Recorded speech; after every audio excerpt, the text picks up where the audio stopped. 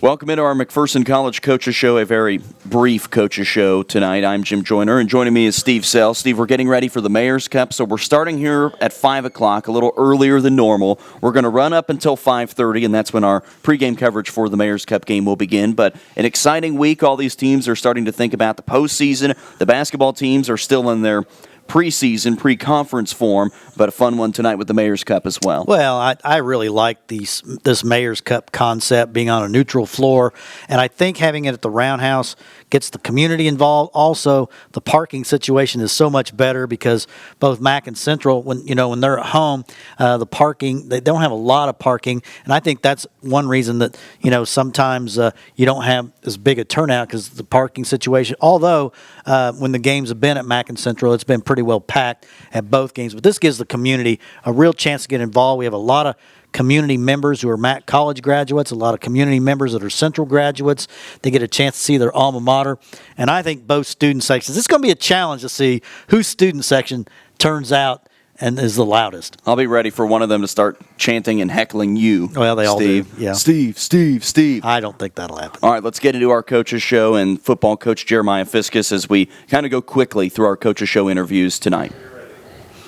Joining us now on our McPherson College Coaches Show is football coach Jeremiah Fiskus after a loss this weekend, after we haven't said that very many times, after snapping their 5-game winning streak in a 48-14 loss at Kansas Wesleyan. Steve and I were not up there, but we were following along with the game. And after a quarter, I looked around and I thought, man, these guys have really hung tough against this Kansas Wesleyan mighty offense, but they were able to really unleash in that second quarter and go off for 34 or 38 points at that point and kind of put that game away. What was it about Kansas Wesleyan in the second quarter of that game that helped make them so explosive? Well, part of what we did was, first and foremost, we took the ability to run the ball away from them. They did not.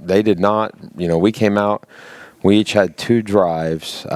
Really, in the first quarter, it was pretty methodical, and we took the run away from them, which was fantastic and terrible at the same time because then they resorted to just throwing it up, and they've got some dudes that can play.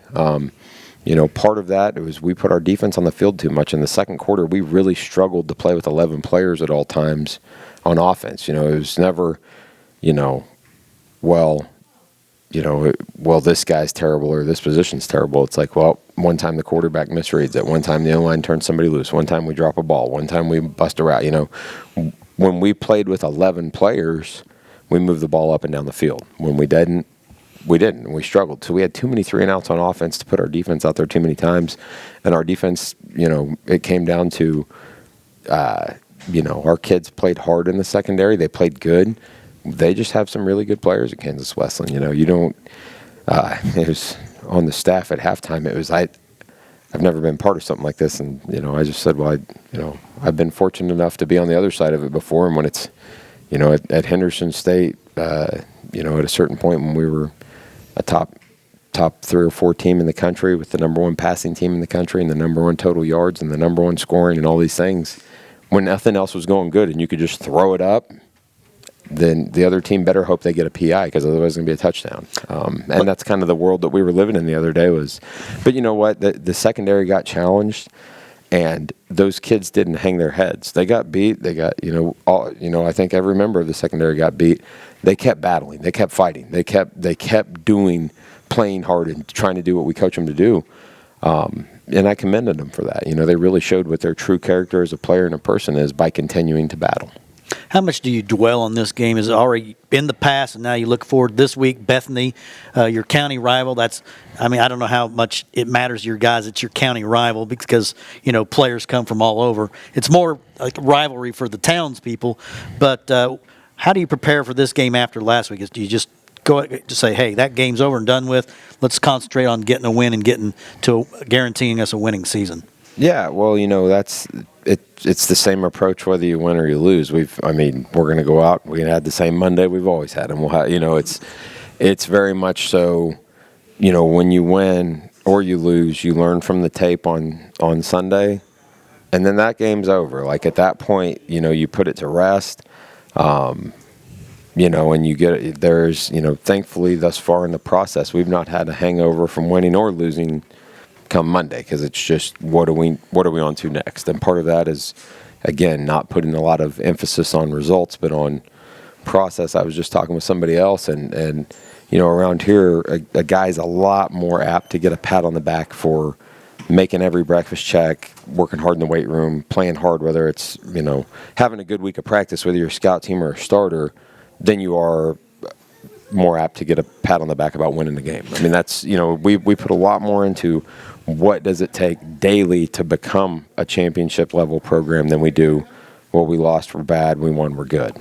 Well, the Swedes come in just 2-6, but when you look at their scores, some of them are very similar to yours against the teams that you've both played. So it looks like they throw the ball almost every down. They only had 6 rushing attempts last week, and defensively they got a pretty good line.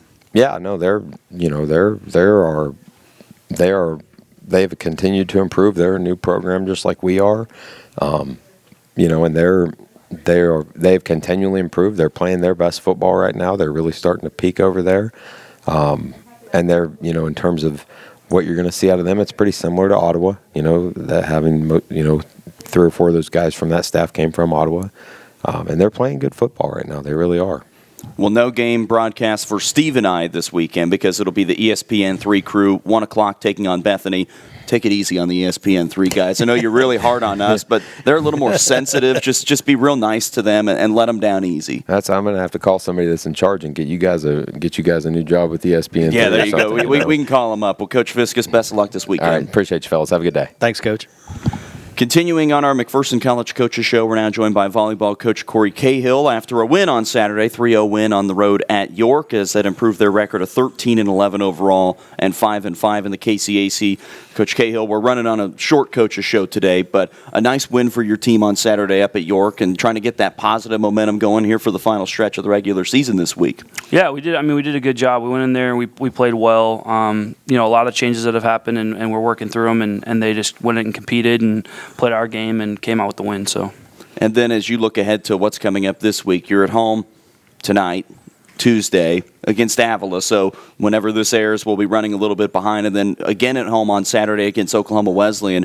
Where does your team need to get to by the end of this week, not only in terms of conference standings and trying to get yourself into a good position for a conference championship run, but where do you want to see them just maybe mentally by the end of this week?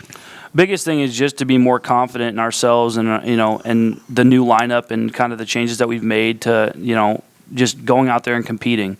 Biggest thing is for what I want from them is just to compete every match. So if it means we're competing all the way to the end and we lose, hey, if we competed, I'm happy. As long as we're competing, we're not rolling over. We're taking every team as far as we can take them. I'm going to be happy in the end of the day as long as we're getting better every single day, and I think that's what we're doing. And heading into this week, these are 2 teams below you in the standings, so it's a chance to build some momentum going into the postseason. Yeah, 100%. So, I mean, both teams are lower than us in the standings. There's a pretty tight race for the middle of the pack right now. Honestly, number 4 through, I think, 9 are basically a game away from each other, and that's kind of how it's going to finish. I mean, it's a cluster when it comes to kind of where everything's going to finish. It's a very big amount of parity in the league this year. A lot of teams have improved. Anybody could beat anybody, and this tournament's totally up in the air. Now, how does the volleyball postseason tournament work? Are they taking 8? Are they taking 10 teams? So 12 teams make it. Okay. So there's only one that doesn't make it. Yep, there's 12 teams that make it. The top 4 get a bye. And then depending on where we finish is depending on where we're going to be in the bracket. So it looks like we're likely going to finish either 5, 6, or 7. It just depends on kind of what we do, what other teams do, and kind of where it all plays out. Well, we're looking forward to see the end of this regular season and then into the conference championships. But a couple of chances this week to see the Bulldogs here at home. Well, you've kind of missed the chance since it was on Tuesday. But one more chance on Saturday against Oklahoma Wesleyan. Coach Cahill, best of luck this weekend. Thanks, guys. Thank you. Joining us now on our McPherson College Coaches Show, a little shorter Coaches Show tonight. We're joined by Mark Olson, women's soccer coach, and another weird one this week because you guys are playing on Tuesday, which when we recorded is tonight, but last night whenever we air this. But it was a nice week for your team last week. You picked up a 2-1 win in overtime over York and then lost at Avila on Saturday 2-0. A really nice win to start the week, though, with York and playing that game on a neutral site, and it was a 4th win in conference play, which is great as well. Yeah, no, it was very good. Tuesday, we played inside. Played well. It took us a while to get used to the field, but in the second half and then overtime, definitely we really did well. We were hoping that would kind of jump into the Saturday's game.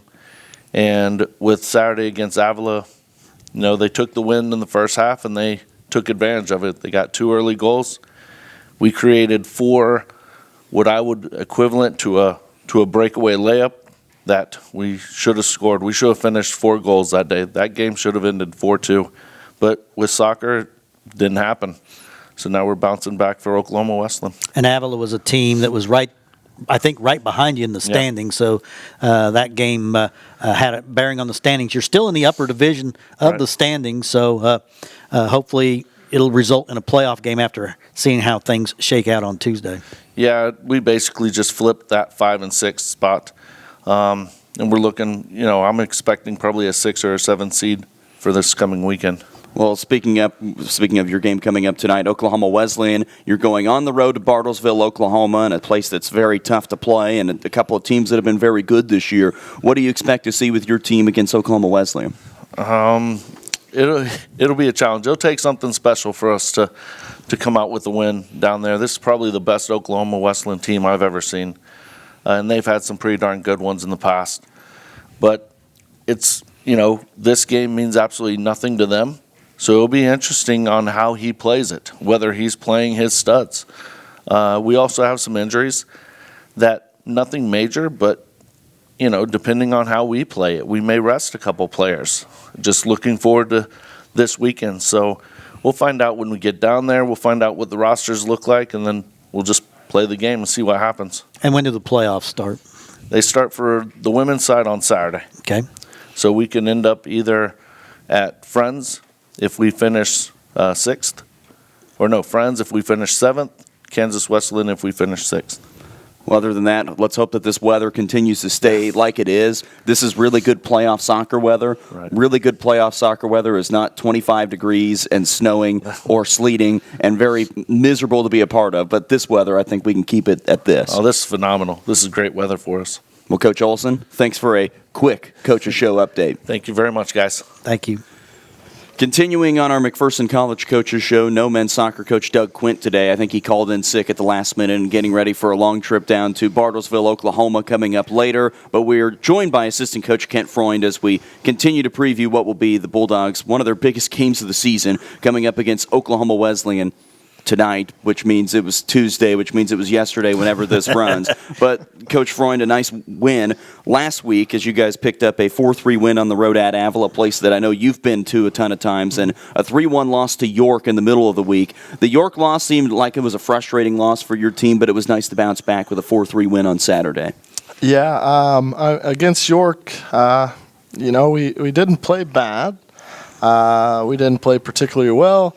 And we came up against a team that was in perfect situation, perfect elements. There was nothing to deal with, no weather, no wind, perfect turf, and they played. They were very, very good. So unfortunately, we didn't get enough out of that, which we probably could have. Against Avila, although we did win, it was kind of a frustrating win. We haven't necessarily had a complete performance this year, where things are firing on the offensive side of things and where things are locked down defensively. For the most part, we've had one or the other that's done well. So tonight, for us to have success, we're going to have a complete performance, and there's no doubt about that. Going against one of the best teams in the nation, a team that I've had some experience against, and know that they're going to be very, very good. And Avila was a tough team for you guys to play because you lost a really tough game to a York team that you thought that you could play with. They're right there with you in the standings. But Avila was not they're the last place team, and they had that sense that, they actually had a chance to win a game. They hadn't won in the conference.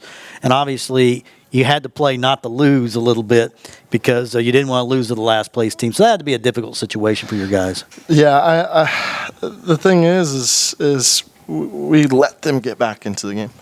It was mistakes that are very uncharacteristic of us that led them to continuously get back into the game. We would take the lead, they'd score. We take the lead. They score. And it's things that we can fix. It's things that we could prevent from happening. Yes, the last goal that they scored was from 30 yards out, but it was a ball that we played into the midfield. We lost possession of it, and we didn't step and apply enough pressure to influence what that guy was doing. But no, it was frustrating. But at this point, you got to win. That's the biggest thing. That's all that matters. Unfortunately, at this point, is you don't get style points. You just have to get the job done. And fortunately, our guys rose to the occasion and got a late winner against Avila. So there's a lot of positives to take from that. Well, what's it take to beat a really good Oklahoma Wesleyan team for your group on Tuesday night? What's it take to go down to a place like Bartlesville against a team like Oklahoma Wesleyan and get a win?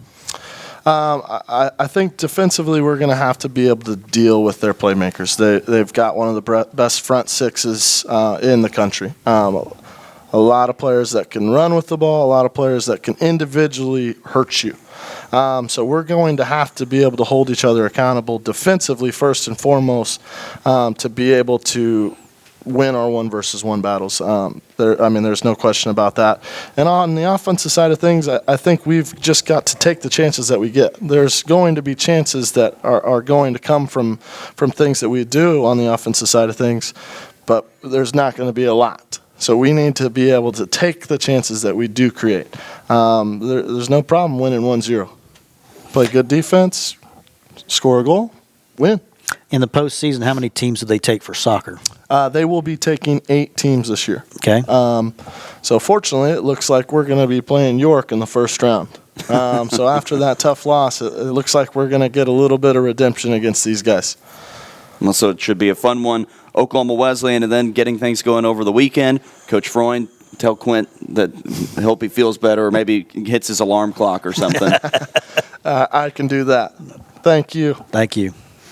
Joining us now on our McPherson College Coaches Show is men's basketball coach TJ Eskildson after a 3-0 start to the season and a 3-0 week as they took on Manhattan Christian on Tuesday and picked up a 30-point win. They then beat Barkley by 23 in their McPherson Classic and then a 19-point win over Bacone. Coach Eskildson, I think will never turn down a 3-0 week and a nice job for your team to open up the season, and the thing that we, of course, saw a lot of points, a lot of threes, and it seemed like everything was working this week. Yeah, I was pretty pleased with how the weekend went. I think that we're still trying to grow as a team, trying to figure out the consistency that we need. But in terms of our energy and enthusiasm and the way we want to play, I think we did a good job. Shot a lot of threes. Made a lot of threes. Made a lot of threes. Got to the glass pretty well. I thought I was pretty pleased with our defense in the full court. I think sometimes in the half court we've got some things we need to work on, but our energy was really high, and we just need to continue that. And that was one thing I certainly saw too, was just that energy and the excitement that this team had. And at the end of the year last year, and of course it was a team that wasn't going to make the conference tournament, and there were some heads that could hang, but it felt like it was just a little different vibe and energy with this team, which is great to see early on in the year. Exactly, and we need to keep that up. I mean, there's going to be up and downs during the year, and we need to keep that energy the whole year. And I feel like this team can have some success if we can play that hard all the time. And thing I liked, Saturday was the first full game that I'd seen. It seemed like as the game went on, your guys became more and more unselfish, making the extra pass. One reason that you shot the ball from 3 so well is because a guy have a shot from 3, then he was about to be guarded, he'd kick off to an open 3, and you got some guys, if they get open, get their feet set, they don't miss very often. Yep, and that's something that's going to be important to our offense all year, is just making that extra pass. And we've got a lot of guys who can score, and it makes it easy when those guys are unselfish and they look for each other. Big one tonight, because it is Wednesday coming up for you guys as you take on the Central Christian College Tigers and Coach Romero. They've only played one game, and they played Sterling and won 89-82, so you have the advantage of playing a few more games, but this is a Central team that you've played a lot of close games with over the years. You lost last year in the first Mayor's Cup at home. What do you know about the Tigers, and what's your game plan for them tonight? It's always a battle with Central Christian. Coach Romero does a great job there. I know they've got two really good guards back in T.J. Williams and Isaiah Rivera. Those guys are both really talented. They're guys that we're going to have to keep them in front of us and force them to make contested shots. They've got guys like Andrew Reps, he made two huge shots against us last night. He's somebody who's long and athletic, and this team looks no different than Coach Romero's other teams. They're athletic. They're going to play hard. They're going to run their stuff well. So we need to be ready. And the atmosphere should just be fantastic because there's no admission charge. I think one thing this does is gets more of the townspeople involved, but I think both schools' student sections will be there in force. Yep, it's always a great environment, and it's a lot of fun. It's fun for our guys, and we've talked to our guys about this. This should be a good test for us that hopefully we can play in games like this as coming towards the end of the season in conference, and it's always fun playing in front of huge crowds and big crowds. Well, Coach Askelson, best of luck tonight as you take on the Central Tigers and hope to bring that Mayor's Cup over here to this building. Yeah, thank you guys. Thank you. Wrapping up today's McPherson College Coaches Show, we're now joined by women's basketball coach Josh Nichols after a 2-0 weekend and a good start to this season for your team. You're now 3-1, and we talked a little bit about your trip down to Bartlesville, Oklahoma last week, but this weekend hosting your McPherson Classic, a win over Bacone 67-48, then an 86-69 win over Randall. I know you weren't quite as pleased with your team with the Bacone win, a lot of turnovers and a little low-scoring game, but on Saturday it felt like against Randall that your team played really well in about every single facet of the game. A lot of girls got to play, and a good way to bring some momentum into the Central game coming up tonight. Yeah, I thought the weekend was kind of hit and miss in some areas, and then I thought Saturday we finally got the tempo, really pushed the way we wanted to. The defense kind of fine-tuned, and at halftime I said we're going to learn on the fly tonight. So we're going to do some things we've never practiced before, but we're going to go out there and just try to execute it and see if we can turn that tempo up just a little bit more, see if we can just get them dragging their tongues. Somebody who didn't hit and miss was Brittany Roberts. 2 double-doubles on the weekend, school record 21 rebounds on Saturday. Man, it just seems like she's stronger this year, and she's got this mindset that when the ball goes up, she's the only one that's going to get it. Yeah, we've worked really hard in the weight room, and she's worked really hard over the summer, and then we got into the weight room, and I thought everyone's done a good job in the weight room so far, and we're still after it, even though we're playing games. But I think she took honorable mention last year as a slight to her and her game, being one of the only 3 kids in the KCAC that averaged a double-double. The other 2 were a first team and I think a third team all-conference player. And here she is, honorable mention, and that didn't set very well with her. Something your team still working to do a little better from three-point and the free throw line. But you saw some flashes. Brittany Jarvis, to me, looks like she can really shoot the 3 when she gets it going. And you got some other girls that can shoot the 3. And I got a feeling that's going to come around as the season progresses. Yeah, we've taken good shots for the most part. There's a handful that, late in games when it's gotten kind of sloppy, we've taken some shots we probably shouldn't have. But for the most part, I think they're good looks and they're going to go in. The free throw line was a little bit more of a head scratcher because it's easy to point to. Brittany, who's had a history of struggling from the free throw line, but then when you look at the stats and she's shooting 60% from the free throw line for the game, but we only shot 50 as a team. That's a whole team, not one person. Right. Well, as you look ahead to the Central Christian College Tigers coming up tonight, a team that you have seen now for you once, but a team that you get to see a little bit more. You've seen them play a couple of times this year, and last year's game against them was very competitive. They matched your style, and it was a great game going into the final 5 minutes of the fourth quarter. What is it that you expect to see from Coach Golden's Tigers tonight? I think they'll try to slow it down a little bit. I mean, they're huge. They got a lot of big kids in there, so I think they'll try to slow it down, try to get inside, try to get Brittany in foul trouble, try to hurt us that way, and vice versa. We're going to try to speed them up and get them running. So I think it'll be a clash of styles a little bit, and they're still doing some pressures, not nearly as much as they were last year. So it's going to be who can control the tempo. Well, Coach Nichols, best of luck tonight, and you hope to keep that Mayor's Cup in your office. I think you just kept it on your desk all year, right? Yeah. And I got a nice little dust ring around where it goes. Yeah. So I'll know where it goes when Thursday rolls around. There you go.